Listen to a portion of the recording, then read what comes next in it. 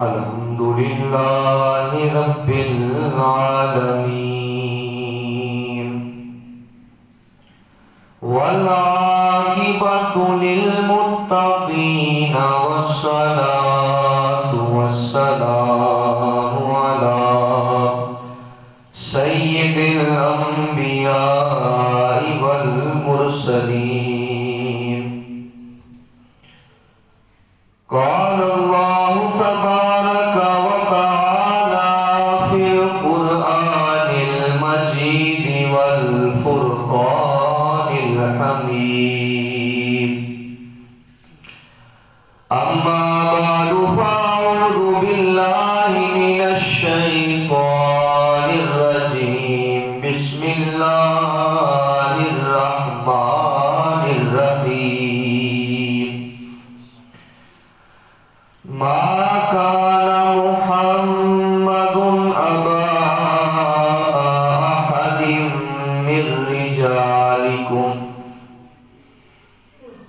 رجالكم ولكن رسول الله وخاتم النبيين وكان الله بكل شيء عليما.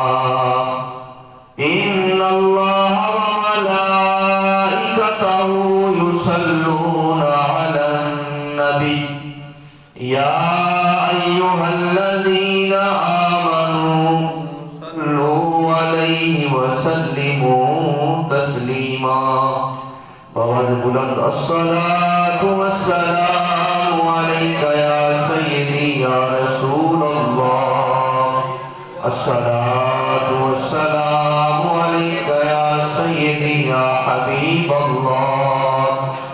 الصلاة والسلام عليك يا سيدي يا نبي الله وعلى آلك وأصحابك يا سيدي يا محبوب رب العالمين.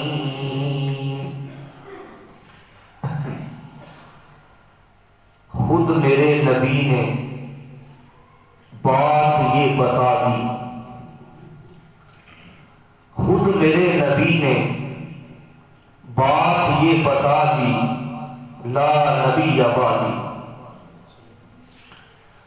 ہر زمانہ سن لے یہ نوائے ہادی. لا نبی آبادی. لمحہ لمحہ ان کا طاق میں ہوا کے.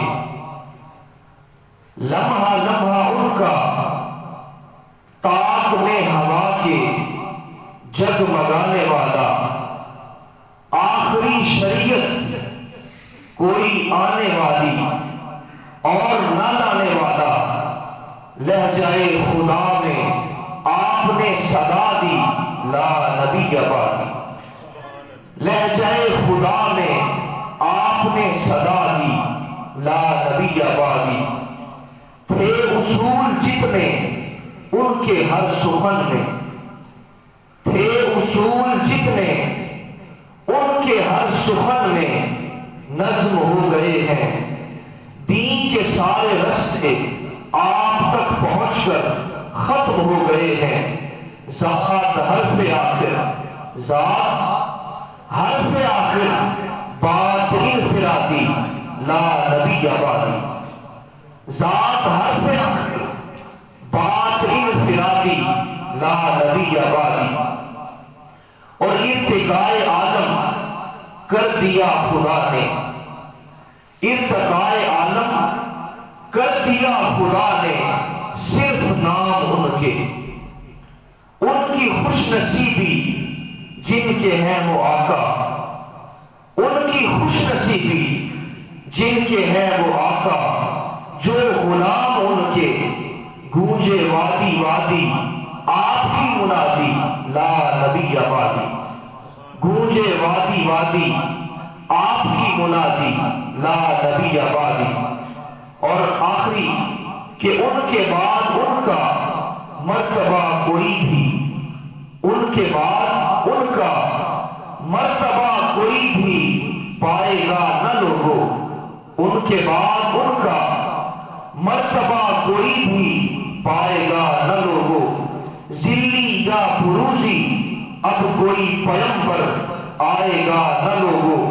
آپ نے یہ کہہ کر مہر ہی لگا دی لا نبی آبادی، آپ نے یہ کہہ کر مہر ہی لگا دی لا نبی آبادی۔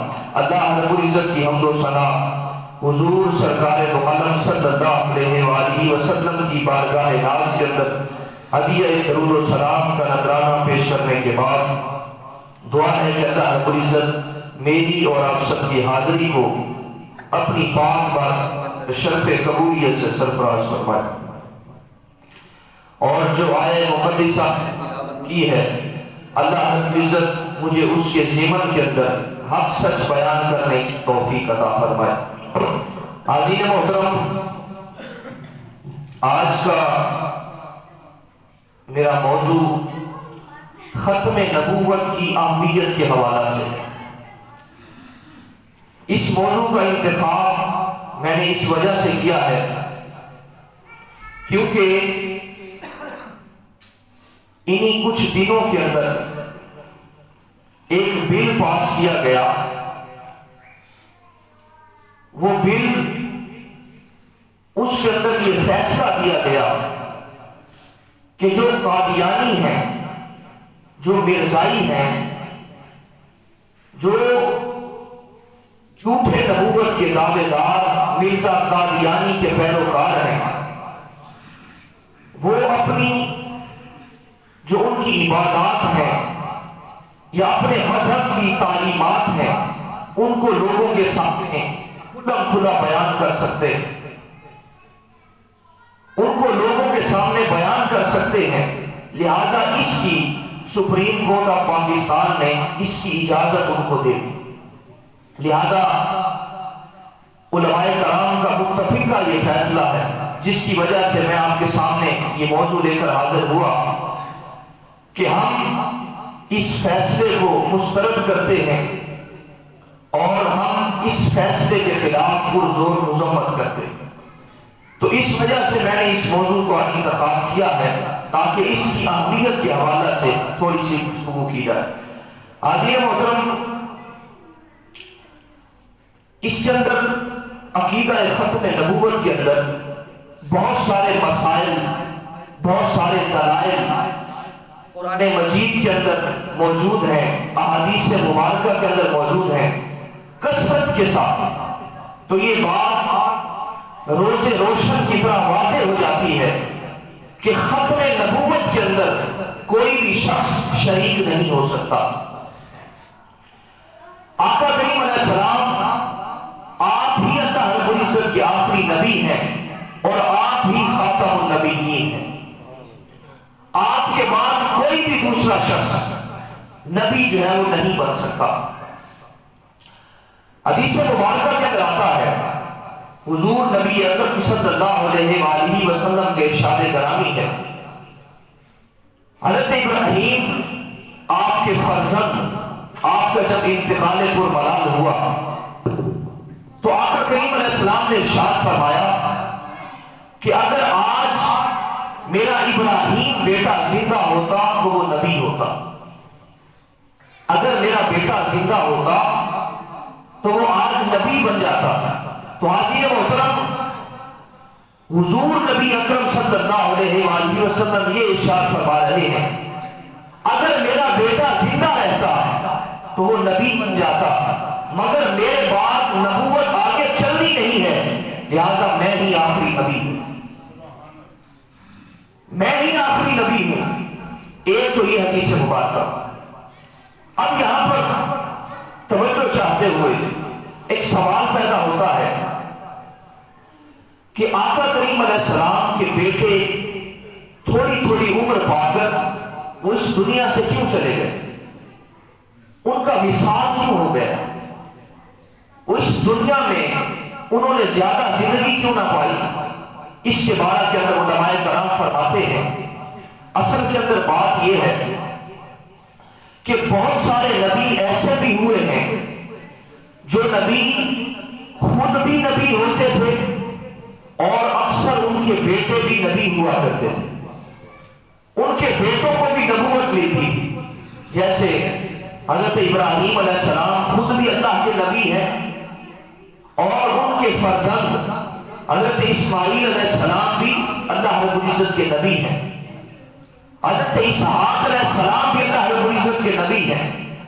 یعنی بہت سارے انبیاء کرام ایسے گزرے ہیں جن کو نبوت بھی عطا کی گئی اور ان کے بیٹوں کو بھی نبوت عطا کی گئی۔ تو آقا کریم علیہ السلام کے صاحبزادگان، ان کے اندر مصلحت یہ تھی، اگر آقا کریم علیہ السلام کے بیٹے بڑے ہو جاتے اور بلوغت کی عمر تک پہنچ جاتے اور ان کو نبوت نہ عطا کی جاتی تو آقا کریم علیہ السلام کی شان کے اندر یہ کمی تھی۔ حضور علیہ السلام اور تسلیم کے شان کے منافی بات تھی کہ آپ کا بیٹا بڑا بھی ہو گیا، بلوغت کی عمر تک پہنچ گیا، مگر اس کو نبوت نہ ملی، تو یہ شان کے اندر منافی تھی، کمی تھی۔ اس کی وجہ سے اللہ رب العزت نے اپنے حبیب صلی اللہ علیہ وآلہ وسلم کو اولاد تو عطا فرمائی، مگر وہ اولاد آپ کے صاحبزادگان بلوغت کی عمر تک نہ پہنچے۔ تو ایسا ہوتا اگر وہ بلوغت کی عمر تک پہنچ جاتے اور ان کو نبوت نہ عطا کی جاتی تو آقا کریم علیہ السلام کی شان کے اندر یہ کمی کی بات ہے۔ اس وجہ سے اللہ رب العزت نے اپنے حبیب صلی اللہ علیہ وآلہ وسلم کے جو صاحبزادے تھے ان کی عمر ہی اتنی کم رکھی اور بلوغت سے پہلے ہی ان کا انتقال ہو گیا۔ اس کے اندر یہ اللہ رب العزت کی مصلحت ہے۔ دوسری حدیث مبارکہ بخاری شریف کے اندر یہ حدیث مبارکہ درج ہے، حضرت ابو ہریرہ رضی اللہ تعالیٰ عنہ اس کے راوی ہیں، حضور نبی اکرم صلی اللہ علیہ وآلہ وسلم نے ایک عمارت کے ذریعہ سے ایک مثال سمجھائی، ایک مثال بیان فرمایا۔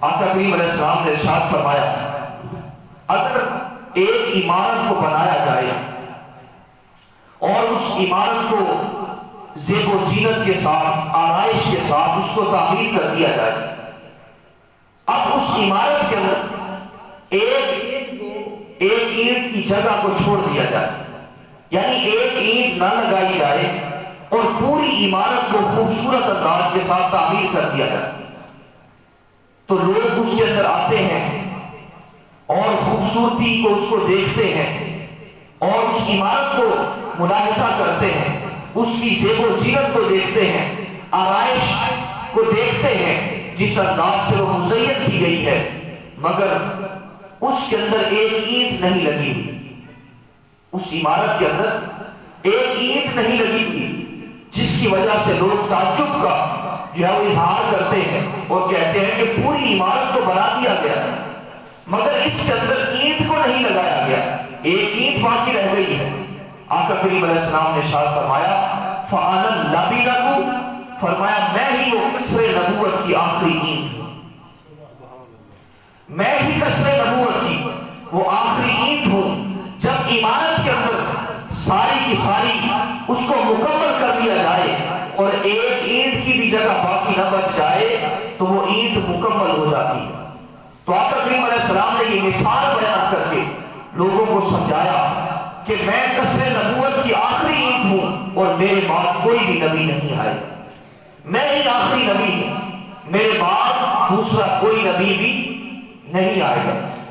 ایک اور حدیث مبارکہ سماعت کی، حضرت جبیر بن مطعم رضی اللہ تعالیٰ عنہ ارشاد فرماتے ہیں کہ آقا کریم علیہ السلام کے ارشاد گرامی ہے، حضور نے فرمایا کہ میں محمد ہوں اور میں احمد ہوں اور میں ماہی ہوں۔ ماہی اس کو کہا جاتا ہے، اس کی بھی تشریح آقا کریم علیہ السلام نے بیان فرمائی۔ حضور نے فرمایا کہ ماہی وہ ہوتا ہے کہ اللہ رب العزت نے میرے ذریعے سے کفر کو مٹا دیا، میرے آنے کی وجہ سے کفر کو مٹا دیا گیا۔ اور پھر آقا کریم علیہ السلام نے ارشاد فرمایا میں حاشر ہوں۔ حاشر کی بھی آقا کریم علیہ السلام نے تشریح فرمائی کہ حاشر اس وجہ سے ہوں کہ لوگوں کا حشر میرے پیچھے پیچھے ہوگا، میدان حشر کے اندر لوگوں کا حشر میرے پیچھے پیچھے ہوگا. اور پھر فرمایا میں عاقب ہوں. فرمایا کہ عاقب وہ ہوتا ہے جو آخری نبی ہوتا ہے اور اس کے بعد کوئی دوسرا نبی نہیں آتا. فرمایا کہ میں عاقب ہوں. تو یہ بھی حدیث مبارکہ بخاری شریف کے اندر موجود ہے. اور حضرت عقبہ بن عامر رضی اللہ تعالیٰ عنہ روایت کرتے ہیں کہ آقا کریم علیہ السلام نے ارشاد فرمایا اگر میرے بعد کوئی نبی ہوتا تو وہ عمر ہوتا. تو کتنی احادیث مبارکہ اس بات پر دلالت کر رہی ہے کہ آقا کریم علیہ السلام فرما رہے ہیں کہ میرے بعد کوئی نبی نہیں ہوگا. کبھی فرما رہے ہیں کہ میرے بعد اگر کوئی نبی ہوتا تو میرا بیٹا ہوتا. کبھی فرما رہے ہیں کہ اگر میرے بعد کوئی نبی ہوتا تو وہ عمر ہوتا. لہذا معلوم بھی ہوتا ہے کہ آقا کریم علیہ السلام کے بعد کوئی بھی نبی نہ ذلی نہ بروزی کسی بھی انداز کے ساتھ کوئی بھی نبی دوبارہ نہیں آ سکتا. اور فرمایا گیا کہ تم آخری امت ہو, تم پر شریعت کو ختم کیا گیا ہے اور حضور نبی اکرم صلی اللہ علیہ وآلہ وسلم پر رسالت کو ختم کر دیا گیا. حضور آخری نبی ہے. اسی طرح ذرا اندازہ کیجئے اللہ رب العزت نے جو آسمانی کتابیں اور صحیفے نازل فرمائے ان کی تعداد 104 بنتی. تورات, زبور, انجیل, قرآن مجید اور اسی طرح صحف موسیٰ اور صحف ابراہیم, یہ سارے صحائف کو ملایا جائے اور آسمانی کتابوں کو ملایا جائے تو ان کی تعداد 104 بنتی. اب 104 اللہ رب العزت نے آسمان سے صحیفے اور کتابیں نازل فرمائی, مگر کسی بھی کتاب کا کسی بھی صحیفے کا حفاظت کا ذمہ اللہ رب العزت نے اپنے ذمہ کرم پر نہیں لیا. صرف قرآن مجید کی حفاظت کا ذمہ اللہ رب العزت نے اپنے ذمہ کرم پر لیا. اللہ رب العزت ارشاد فرماتا ہے اِنَّا نَحْنُ نَزَّلْنَا الذِّكْرَ وَإِنَّا لَهُ لَحَافِظُونَ, کہ ہم نے ہی اس قرآن مجید کو, اس ذکر کو اتارا ہے اور ہم ہی اس کی حفاظت کرنے والے. جتنی بھی کتابیں آئی ہیں, جتنے بھی صحائف آئے ہیں, اللہ رب العزت نے کسی کا بھی حفاظت کا ذمہ نہیں اٹھایا مگر قرآن مجید کی حفاظت کا ذمہ اٹھایا. آج ذرا اندازہ کیجیے آج کس انداز کے ساتھ مسلمانوں کو کاٹا جا رہا ہے, مسلمانوں پر ظلم و ستم کیے جا رہے ہیں.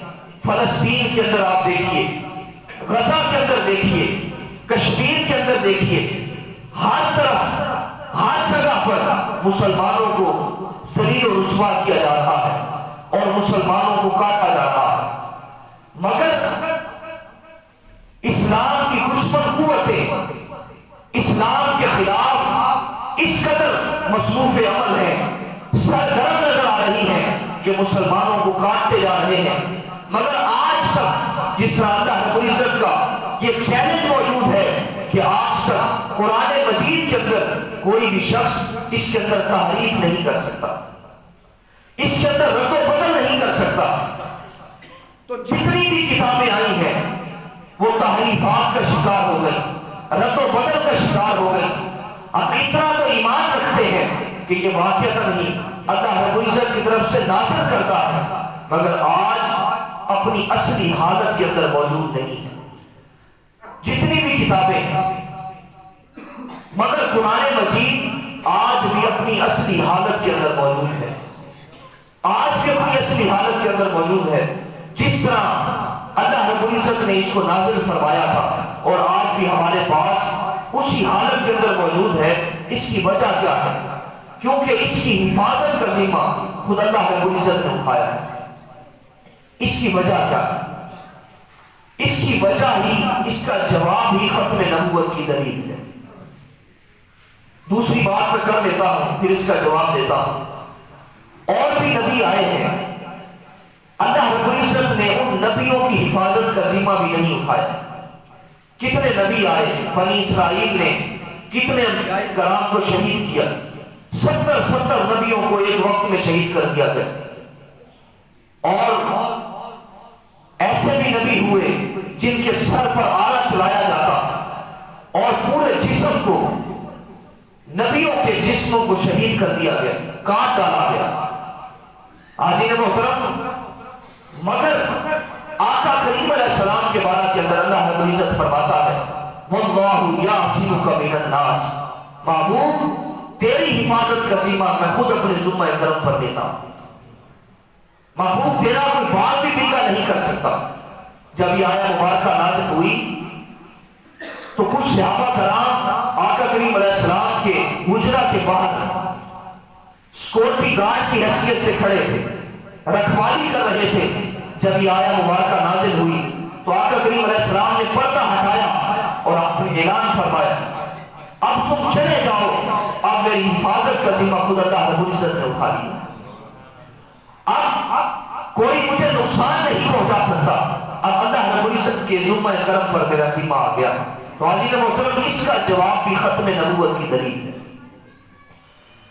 جتنے بھی نبی آئے ان کی حفاظت کا ذمہ اس وجہ سے نہیں اٹھایا گیا، یا جتنے بھی صحائف آئے، صحیفے آئے، کتابیں آئیں، ان کی حفاظت کا ذمہ بھی اللہ رب العزت نے اس وجہ سے نہیں اٹھایا کہ ایک شریعت آئی ہے اس کے بعد دوسری شریعت آ جائے، ایک نبی آیا ہے اس کے بعد دوسرا نبی آ جائے گا، اور اسی طرح چلتے چلتے آقا کریم علیہ السلام کی حفاظت کا ذمہ اور قرآن مجید، قرآن اور صاحب قرآن کی حفاظت کا ذمہ اللہ رب العزت نے اپنے سر پر، اپنے ذمہ کرم پر اس وجہ سے لیا ہے کیونکہ آقا کریم علیہ السلام کے بعد کوئی نبی نہیں آئے گا اور قرآن مجید کے بعد اللہ کی کوئی کتاب نہیں آئے گی۔ اگر اس کی حفاظت کا ذمہ بھی اگر اللہ رب العزت نہ اٹھاتا، اگر اس کا ذمہ نہ لیتا تو قیامت تک لوگ روشنی کہاں سے حاصل کرتے، لوگ نور اور اجالا کہاں سے حاصل کرتے۔ اس وجہ سے اللہ رب العزت نے قرآن مجید کی بھی حفاظت کا ذمہ اپنے ذمہ کرم پر دیا، اور حضور نبی اکرم صلی اللہ علیہ وسلم کی حفاظت کا ذمہ بھی اپنے ذمہ کرم پر دیا۔ تو یہ وجہ ہے۔ عزیز محترم، بہت سارے دلائل اس پر موجود ہیں، کثرت کے ساتھ کتابیں بھری پڑی ہیں، مگر میں آپ کی خدمت کے اندر ایک واقعہ رکھتا ہوں، وہ واقعہ سماعت کیجیے اور لطف لیجیے۔ ایک شخص ہے، دیہاتی شخص ہے، وہ اونٹ پر سفر کر رہا ہے اور اس نے گوہ کا شکار کیا ہوا۔ گوہ آپ جانتے ہوں گے، یہ چھپکلی سے کچھ حصے بڑی ہوتی ہے، تو اس نے گوہ کا شکار کیا ہوا تھا اور اپنے ساتھ اس نے گوہ کو رکھا ہوا تھا۔ اب وہ سفر کر رہا تھا اور ایک جگہ پر پہنچا، وہاں پر اس نے دیکھا کہ کچھ لوگ بیٹھے ہوئے ہیں، وہاں پر حضور نبی اکرم صلی اللہ علیہ وسلم جلوہ گر تھے، صحابہ کرام بیٹھے ہوئے تھے۔ اب اس نے کسی سے پوچھا کہ یہ کون لوگ ہیں، یہ کون لوگ یہاں پر اکٹھے ہو کر بیٹھے ہیں؟ تو اس کو بتایا گیا کہ یہ وہ ہستی ہیں جو یہ کہتی ہے کہ میں اللہ کا رسول ہوں، یہ وہ ہستی ہے جو کہتی ہے کہ میں اللہ کا نبی بن کر آیا ہوں۔ لہذا وہ شخص اٹھا، اپنی سواری سے اترا اور آقا کریم علیہ السلام کی بارگاہ کے اندر حاضر ہو گیا۔ اس نے آ کر سخت لہجے کے اندر کہا کہ تم ہے جو کہتے ہو کہ میں اللہ کا رسول ہوں۔ یہ بات البدایہ والنہایہ کے اندر جو اہل سنت کی مستند ترین کتب میں سے ہے، اس کے اندر یہ بات درج ہے۔ کہا کہ آپ وہ شخصیت ہے جو یہ کہتی ہے کہ میں اللہ کا رسول ہوں، میں اللہ کا نبی ہوں۔ آقا کریم علیہ السلام نے ارشاد فرمایا کہ ہاں، میں ہی کہتا ہوں کہ میں اللہ رب العزت کی طرف سے نبی بن کر آیا۔ اب اس نے کہا اگر ہمارے اور تمہارے معاہدے طے نہ ہوتے تو میں آج تمہاری گردن کو ختم کر دیتا، آج میں تمہارے سر کو ختم کر دیتا۔ استغفر اللہ العظیم۔ حاضرین محترم، جب یہ بات حضرت فاروق اعظم رضی اللہ تعالیٰ عنہ نے سنی، آپ بھی اس مجلس کے اندر بیٹھے تھے۔ حضرت عمر فاروق رضی اللہ تعالیٰ عنہ عرض کرتے ہیں یا رسول اللہ، مجھے اجازت فرمائیں، مجھے حکم فرمائیں، میں اس بدبخت کا سر قلم کروں۔ مگر آقا کریم علیہ السلام نے ارشاد فرمایا عمر، حلم اور صبر جو شخص کرتا ہے وہ نبی بنتے بنتے رہ جاتا ہے۔ یعنی تعبیر آقا کریم علیہ السلام نے یہ بیان فرمائی کہ حلم اور صبر جو شخص حاصل کرتا ہے، جو اس کو اپناتا ہے، حتیٰ کہ وہ نبی بنا دیا جاتا ہے۔ یعنی اس طرح اس کا مقام اور مرتبہ ہے، مگر فرمایا کہ میں آخری نبی ہوں، میرے بعد کوئی نبی نہیں آئے گا۔ لہٰذا ایک آقا کریم علیہ السلام نے تعبیر بیان فرمائی کہ جو شخص حلم اور صبر سے کام دیتا ہے کہ وہ نبوت کے قریب پہنچ جاتا ہے، مگر کسی کو نبوت نہیں عطا فرمائی جائے گی، میں آخری نبی ہوں، میرے بعد کوئی نبی نہیں آئے گا۔ تو آقا کریم علیہ السلام نے حلم اور صبر کا مظاہرہ کرتے ہوئے فاروق اعظم رضی اللہ تعالیٰ عنہ کو روک دیا، کہا تم کچھ نہ کہو، خاموشی سے بیٹھے ہو۔ اب وہ شخص اس نے کہا کہ اگر تم کہتے ہو کہ تم واقعتاً ہی اللہ کے نبی ہو تو پھر تم ایسا کرو۔ اس نے گروہ کو نیچے زمین پر رکھا۔ اس نے کہا کہ اگر یہ گروہ تمہاری گواہی دیتی ہے کہ تم واقعتاً ہی اللہ کے رسول ہو تو میں بھی تمہارا کلمہ پڑھ کر مسلمان ہو جاؤں۔ اب اس نے گروہ زمین پر رکھی اور آقا کریم علیہ السلام نے گروہ کو بلایا۔ اب گروہ شکار ہوئی ہے۔ اب آقا کریم علیہ السلام نے گروہ کو بلایا اور وہ گروہ اپنے اس نے ہاتھوں کو، پنجوں کو زمین پر گاڑا اور گردن کو اس نے اٹھایا اور یوں کھڑی ہو گئی اور آقا کریم علیہ السلام کی بارگاہ کے اندر عرض کرتی ہے حضور لبیک و سعدیک یا رسول اللہ، حضور میری خوش بختی ہے، حضور میری خوش قسمتی ہے، آپ نے مجھے طلب فرمایا ہے، آپ نے مجھے حکم فرمایا ہے، لہذا میرے آقا حکم فرمائیں، آپ کیا فرمانا چاہتے ہیں؟ آقا کریم علیہ السلام نے پوچھا، غور سے پوچھ رہے ہیں، آپ نے پوچھا کہ تو کس کی عبادت کرتی ہے؟ تو غور سے پوچھ رہے ہیں تو کس کی عبادت کرتی ہے؟ غور نے کہا کہ میں اس رب کی عبادت کرتی ہوں جس کا عرش آسمانوں کے اوپر اور جس کی بادشاہی زمین پر ہے اور جو سمندروں کے اندر رستے بناتا ہے اور جس کی رحمت جنتوں کے اندر ہے۔ فرمایا کہ میں اس رب کی عبادت کرتی ہوں۔ اور یہاں تک گوہ نے بات ختم نہ کی، گوہ نے آگے کہا کہ تم ہی اللہ رب العزت کے رسول ہو اور اللہ رب العزت کے آخری نبی ہو، تم ہی رب العالمین کے آخری نبی ہو۔ اب جس نے شکار کی تھی گوہ، اب وہ شخص ساتھ کھڑا ہے، وہ حیران ہو گیا کہ ایک شکاری جانور جس کے منہ کے اندر زبان نہیں ہے، جو بولنے کی قوت اور استطاعت نہیں رکھتی، مگر یہاں پر آقا کریم علیہ السلام کی بارگاہ کے اندر وہ بھی بول رہی ہے، وہ بھی حاضری دے رہی ہے اور ختم نبوت پر گواہی دے رہی ہے۔ اب وہ شخص توبہ طائب ہوا اور کلمہ پڑھ کر مسلمان ہو گیا۔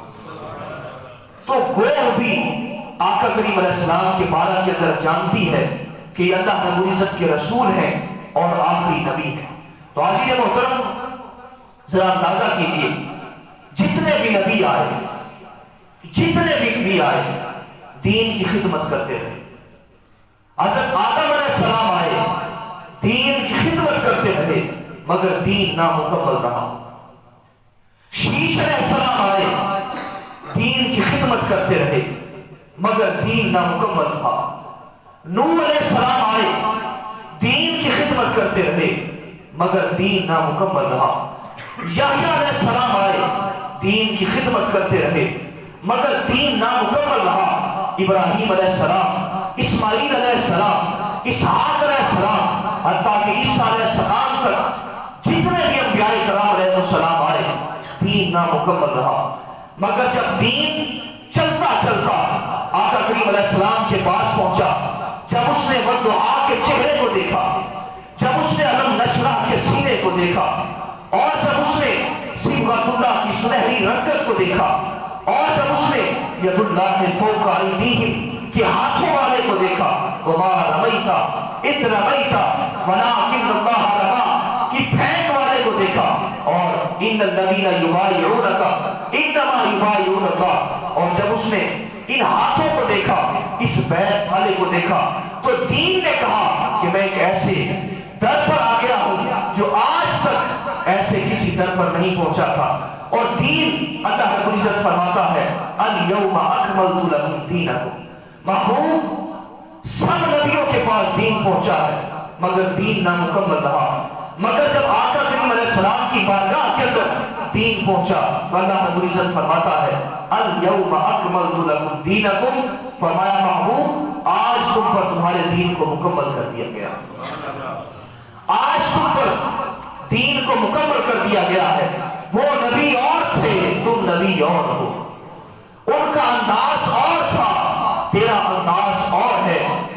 باقی نبی تو پتھر پہ ڈنڈا مار کے پتھر سے پانی کے چشمے جاری کر دیتے تھے، مگر تیرا کمال یہ ہے کہ تو اپنی انگلیوں کو پیالے میں رکھتا ہے ورنہ 5 دریا جاری کروا دیتا ہے۔ وہ نبی اور تھے، تم نبی اور ہو۔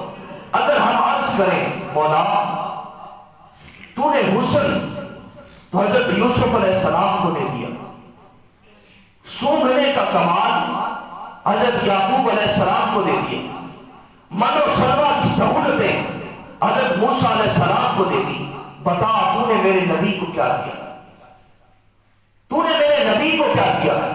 اگر فرماتا میں نے حسن دیا ہے تو میرے نبی کے کمال کی بات نہ ہوتی، اگر فرماتا میں نے کمال دیا ہے تو میرے نبی کے جمال کی بات نہ ہوتی، اگر جمال کی بات کر دیتا تو میرے نبی کے چال اور ڈھال کی بات نہ ہوتی۔ وہ صرف ایک جملہ فرماتا ہے اِنَّا أَعْطَيْنَاكَ الْكَوْثَرَ، محبوب ہم نے آپ کو خیر کثیر عطا فرما دیا، ہم نے آپ کو خیر کثیر عطا فرما دیا۔ وہ نبی اور تھے، تم نبی اور ہو۔ آقا کریم علیہ السلام فرماتے ہیں وَاللَّهِ لَا يَخْفَى عَلَيَّ رُكُوعُكُمْ وَلَا سُجُودُكُمْ وَلَا خُضُوعُكُمْ وَلَا خُشُوعُكُمْ۔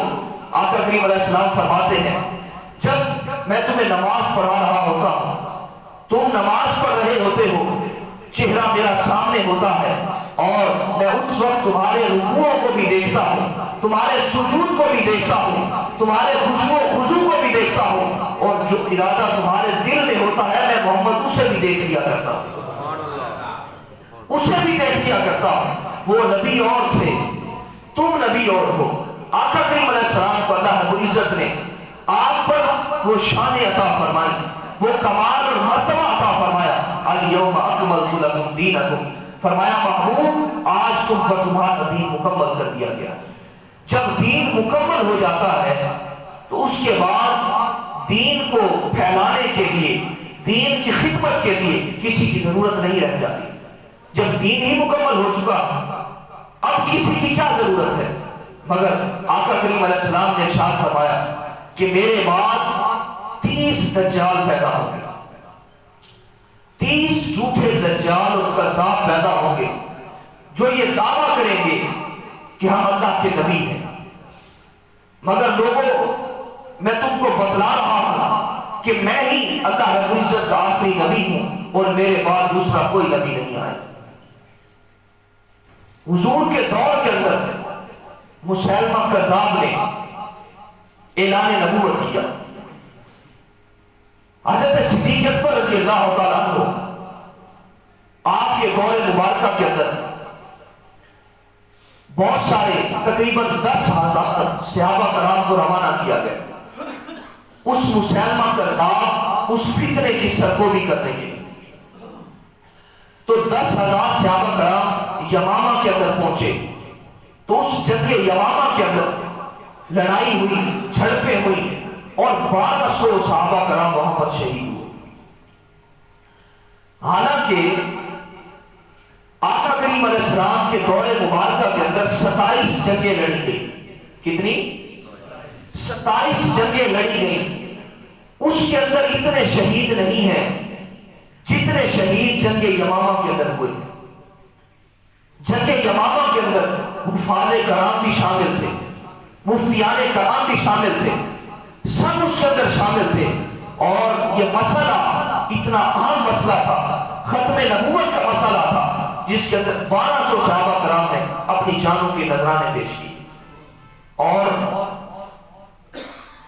وہاں پر جنگ یمامہ کے اندر ایک شخص کی پنڈلی کٹ گئی، صحابہ کرام میں سے ایک صحابی کی پنڈلی کٹ گئی۔ اب پنڈلی میں سے گوتا بہ گیا، خون بہ رہا ہے، اور اس صحابی نے اپنی وہ ٹوٹی ہوئی ٹانگ کو اٹھایا اور دشمن کے منہ پر زور سے مار ڈالی۔ جب زور سے ماری تو وہ شخص دہشت کی وجہ سے، روب کی وجہ سے وہاں پر ڈھیر ہو جاتا ہے، وہاں پر مر جاتا ہے۔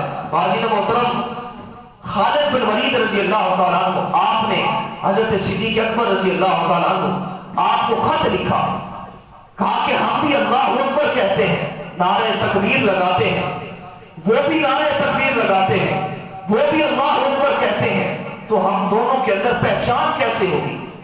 دشمن کون ہے، ہمارے کون ہے، پہچان کیا ہوگی؟ تو صدیق اکبر رضی اللہ تعالیٰ عنہ آپ نے لکھ کر بھیجا، کہا تم اپنا شعار وہاں پر بدلو۔ شعار کیا بدلو؟ اگر وہ اللہ اکبر کہتے ہیں تو تم یا رسول اللہ کہو، تم یا محمد کہو، اور وہاں پر یا محمد یا رسول اللہ یہ کہتے ہوئے اس جنگ کے اندر مسلمہ کذاب اور اس فتنے کی جو ہے وہ سرگوبی کر دی گئی، اس فتنے کو نیست و نابود کر دیا گیا۔ تو عزیز محترم، بہت سارے ایسے جھوٹے دجال پیدا ہوئے جنہوں نے یہ دعویٰ کیا کہ ہم اللہ کے نبی ہیں۔ اسی طرح اسود انسی نے، اس نے بھی یہ دعویٰ کیا کہ میں اللہ کا نبی ہوں، اس کو بھی قتل کر دیا گیا۔ اسی طرح سجاح نامی ایک خاتون تھی، اس نے بھی یہ دعویٰ کیا کہ میں اللہ کی نبیہ ہوں، مگر اسی طرح طلحہ بن خویلد، اس نے بھی یہ نبوت کا دعویٰ کیا تھا مگر بعد کے اندر توبہ طائب ہو گیا۔ اسی طرح حارث نے نبوت کا دعویٰ کیا، اس کو بھی قتل کر دیا گیا۔ اسی طرح مختار سقفی نے، اس نے بھی نبوت کا دعویٰ کیا اور اس کو بھی جو ہے وہ قتل کر دیا گیا۔ اسی طرح ایران کا بہاؤلہ، اس نے بھی نبوت کا دعویٰ کیا، اور آج بھی اس کے پیروکار پائے جاتے ہیں جو اپنے نام کے ساتھ بہائی لکھتے۔ تو یہ ایران کا بہاؤلہ تھا، اس نے بھی نبوت کا دعویٰ کیا۔ اور اسی طرح قادیان کا دجال مرزا قادیانی، اس نے بھی نبوت کا دعویٰ کیا اور اس کے پیروکار آج بھی پائے جاتے ہیں۔ حضرت بیگم شاہ رحمۃ اللہ علیہ، آپ اس کے مقابلے کے اندر اترے، آپ مدینہ المنورہ کے اندر گئے، وہاں پر حضور نبی اکرم صلی اللہ علیہ وآلہ وسلم کی آپ کو زیارت نصیب ہوئی۔ حضور نے خواب کے اندر پیر مہر علی شاہ رحمۃ اللہ علیہ آپ کو فرمایا کہ تم یہاں پر آئے ہو، ادھر ایک شخص تعویلات فاسدہ کی کینچی سے میرے دین کو کاٹ رہا ہے، میری شریعت کو کاٹ رہا ہے۔ لہذا پیر مہر علی شاہ رحمۃ اللہ علیہ حضور علیہ الصلوۃ والتسلیم کے حکم کی تعمیل کرتے ہوئے آپ پاکستان آئے اور آپ نے آ کر 2 کتابیں لکھی، جس کا آج تک یہ جھوٹے دعوے دار اور اس بدبخت کے پیروکار آج تک جس کا جواب نہیں دے سکے اور نہ ہی یہ دے سکیں گے۔ اب اس کا اس نے جواب تو نہ دیا، مگر مرزا قادیانی نے چیلنج کر دیا، کہا کہ میں تمہارے ساتھ مناظرہ کرنا چاہتا ہوں، اور اس نے جگہ بھی خود طے کی، لاہور کی بادشاہی مسجد کے اندر اس نے جگہ کو طے کیا اور اس نے وقت بھی وہاں پر مقرر کیا اور کہا کہ اس دن ہمارا مناظرہ ہوگا۔ پیر مہر علی شاہ رحمۃ اللہ علیہ آپ اس مناظرے کو قبول فرمایا اور آپ وقت مقررہ پر جو دن طے کیا گیا تھا اس دن کو آپ نے علماء کرام کو ساتھ لیا، پیران عظام کو آپ نے ساتھ لیا اور اپنے ساتھ لے کر لاہور کی جانب چلے۔ آپ لاہور پہنچے، بادشاہی مسجد کے اندر پہنچے، مگر مرزا قادیانی نہ آیا۔ اس نے کیا کہا تھا؟ اس نے کہا تھا کہ ہم مناظرہ کریں گے اور مناظرے کے اندر یہ بات طے کی تھی، اس نے کہا کہ ہم کاغذ اور قلم رکھیں گے، جو اچھی تفسیر لکھے گا وہی مناظرہ جیت جائے۔ علماء کرام کو ہم اس کا چیک اپ کروائیں گے، جو اچھی تفسیر لکھے گا وہی جیت جائے گا۔ اب پیر مہر علی شاہ رحمۃ اللہ علیہ آپ تشریف لے آئے مگر مرزا قادیانی نہ آئے۔ اس نے کیسے آنا تھا؟ وہ جھوٹا دعوے دار تھا اور اس نے یہ مشہور کر دیا کہ پیر مہر علی شاہ رحمۃ اللہ علیہ کے ساتھ سرحد کے پٹھان تھے، سرحد کے پٹھان تھے جس کی وجہ سے میں حاضر نہ ہوا۔ اور پیر مہر علی شاہ رحمۃ اللہ علیہ آپ نے تاریخی جملہ عطا فرمایا، آپ نے ارشاد فرمایا کہ یہ شخص کہتا ہے کہ کاغذ اور قلم رکھیں گے اور اچھی تفسیر جو لکھے گا وہ مناظرہ دی جائے گا۔ خدا کی سر کی قسم، اگر آج مرزا آ جاتا اور یہاں پر میں قلم کو حکم دیتا، قلم خود اٹھ کر کاغذ کے اوپر لکھنا شروع کر دیتا۔ اگر مرزا آ جاتا تو خود ہی قلم جو ہے وہ اٹھ کر لکھنا شروع کر دیتا، مگر وہ بدبخت آیا ہی نہیں تھا۔ تو امیر ملت پیر سید جماعت علی شاہ صاحب رحمۃ اللہ علیہ آپ نے فرمایا کہ یہ مرزا جو ہے وہ ذلیل ہو کر مرے گا۔ تو آپ سب جانتے ہیں کہ کس قدر وہ ذلیل ہو کر مرا، گندگی کے اندر لتھڑا ہوا تھا۔ اور اسی طرح بھی تو وہ شخص آج بھی اس کے پیروکار پائے جاتے ہیں اور چند ٹکوں کی خاطر ملک سے باہر جانے کے لیے وہ اپنے نام کے ساتھ مرزائی لکھتے ہیں، اپنے نام کے ساتھ یہ لکھتے ہیں، مگر یہ دنیاوی فائدے ہیں۔ آخرت کے اندر جس ہستی نے کام آنا ہے وہ آخری نبی صلی اللہ علیہ وآلہ وسلم ہی حضور نے ہی کام آنا ہے۔ قبر کے اندر بھی حضور نے کام آنا ہے اور حشر کے میدان کے اندر بھی آقا کریم علیہ السلام نے کام آنا ہے۔ تو اس وجہ سے ان لوگوں کا آقا کریم علیہ السلام نے پہلے ہی فرما دیا تھا کہ 30 دجال میرے بعد پیدا ہوں گے جو یہ خیال کریں گے، یہ گمان کریں گے کہ ہم آخری نبی ہیں، مگر آقا کریم علیہ السلام نے فرمایا کہ میں آخری نبی ہوں اور میرے بعد دوسرا کوئی بھی نبی نہیں آئے۔ تو عزیز محترم، پہلا وزیر خارجہ جو پاکستان کا بنا وہ مرزائی وزیر خارجہ بن گئے، اور اس نے کوئی ایسا بیان دیا جس کی وجہ سے 53 کی تحریک چلی، اور 53 کی تحریک کے اندر 10,000 مسلمانوں نے لاہور کی سڑکوں پر اپنی جانوں کے نذرانے پیش کی۔ 10,000 مسلمانوں نے اسی لاہور کی سڑکوں پر اپنی جانوں کے نذرانے پیش کی۔